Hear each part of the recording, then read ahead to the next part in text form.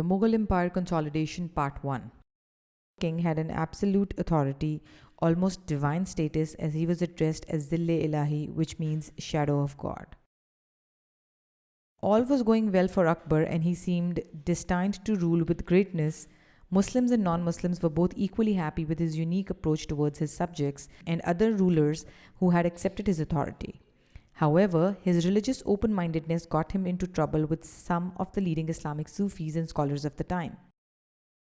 Emperor Akbar started his concept of Tawheed-e-Ilahi or Deen-e-Ilahi as it later came to be known, primarily to emphasize religious tolerance in the subcontinent. However, for some, it became a source of distortions in the fundamentals of Islam, with a few completely losing track of what actual Islam stood for. This was, of course, unacceptable from an Islamic point of view, and most Muslim scholars protested against Akbar.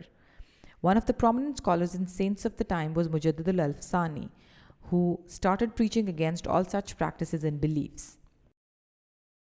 However, Akbar continued to be popular and in control, as he had also removed the jizya or sectarian tax, which was to be paid by the non-Muslims.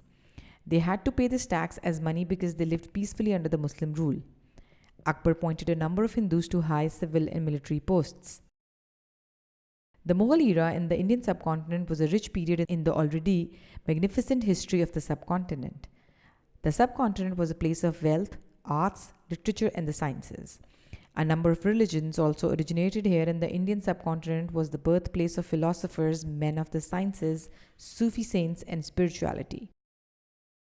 At this time, around the reign of the Mughal Emperor Akbar, the old Bhakti movement, which had originated around the 7th century AD, was reaching its peak. Bhakti movement refers to the development of devotional trends in Hinduism in medieval times. This movement originated in the south of the subcontinent in present-day Tamil Nadu and Kerala in India. It later spread towards the north. It also reached its peak in the east and north of India between 15th and 17th century. The Bhakti movement was regionally developed around different Hindu gods and goddesses such as Vishnu, Shiva, and Shakti goddesses. The movement was about harmony and celebration of divine philosophies and was inspired by many poets and saints. There was influence of the texts found in the Vedic scriptures such as Bhagavad Gita, Bhagavad Purana, and Vedas. Akbar with his men in his court.